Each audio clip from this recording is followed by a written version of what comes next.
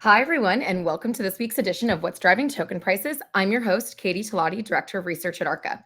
For those joining us for the first time, I'm responsible for identifying and analyzing digital asset and blockchain opportunities for Arca's funds. As part of our research, my team and I examine token prices and the market events that act as catalysts for price change. Based on our research and market events over the past week, here are some notable token price moves and what we think drove these moves. As a reminder, this commentary is not intended to be investment advice, investment research, or an investment recommendation. Please consult your investment professional for your own circumstances. Well, everyone, welcome to Ethereum ETF launch week finally. If you have not seen, the ETFs launched yesterday and started trading. They actually saw about $100 million of inflows. Technically, they actually saw almost $600 million of inflows, but they were kind of counterbalanced by outflows seen from the Grayscale product, which was originally a trust product that converted to an ETF. So really super bullish to see that. The other big headline is that this week is the Bitcoin conference, which is being held in Nashville the end of this week. And Trump, the presidential candidate, is speaking on Saturday. Many, are excited to see what he has to say about crypto and are very excited about potentially a mainstream presidential candidate in the U.S. finally endorsing the product, the space. So really exciting stuff going on. But as always, we're just going to talk about some individual tokens. So we will get started talking about DYDX. So this was a fun one. So DYDX, if you haven't followed in the past, they're a decentralized futures perpetual exchange. They yesterday was revealed that they're reportedly in talks to sell their V3 exchange software. So for those who aren't familiar with the story of this one, last year, DYDX upgraded their software to V4, which basically was the creation of their DYDX chain, which is based in the Cosmos ecosystem. So previously, their V3, that part of the exchange lived on Starknet, which is a layer 2. And that was like a very separate component. The idea, though, with going to DYDX chain was that they were going to be able to decentralize more aspects of the development, and also people who were running nodes and staking on the chain could finally receive some of the revenues. DYDX in the past has come over a lot of criticism and fire from the public because up until their V3 exchange, they basically captured all the revenues and kept it for their for-profit entity, DYDX Inc. And that totaled about $430 million. So not an insignificant amount. As I said, a lot of the community pushback really tried to get some of those revenues distributed to token holders with no avail until finally we had DYDX V4, which you can stake your DYDX to earn part of the fees earned in the exchange.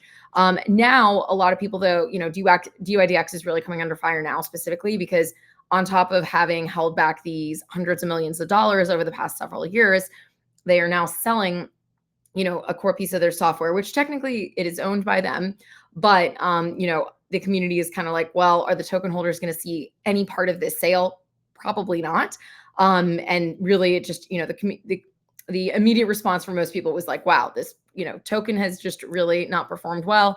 They're selling one of their core products. Nobody's going to see any benefit of that except for the equity holders and the for-profit companies. So token dropped. Almost as if on cue, the front end for the exchange was also hacked like 10, 20 minutes later, and the token then dropped again. So it's currently down about 6% for the week. But like I said, we will see how this kind of continues to do based on this potential sale in the future.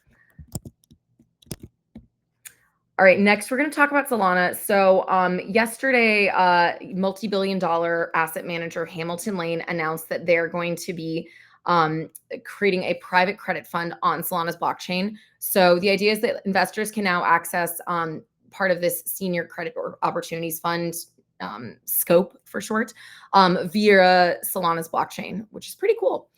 So the idea here is like, very good for Solana. This is really furthering their kind of like real world asset or RWA aspirations, as this is actually the first product that's only going to be launched on Solana to start.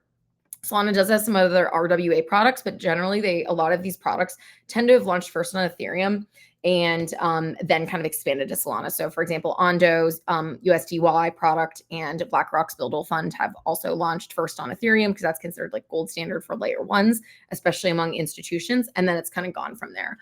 The other kind of interesting tidbit I have for you guys is that Solana has also been surpassing Ethereum on a metrics front, with specifically recently their 30-day decentralized exchange volumes have reached over 40 billion, which basically, if you look at the chart, they crossed Ethereum's. So you're really seeing most of the action happening on Solana these days. So many are now chanting Solana ETF next. I guess we'll see.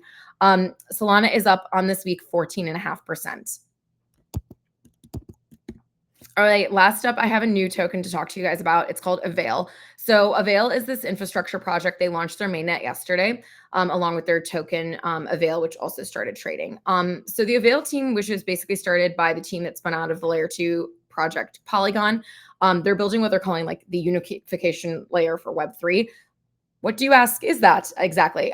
Think of it as a mashup of a bunch of other projects, but basically they're kind of creating tools to connect various parts of the blockchain infrastructure so they can encompass data availability, aggregation of layer 2 rollups, and security all in one.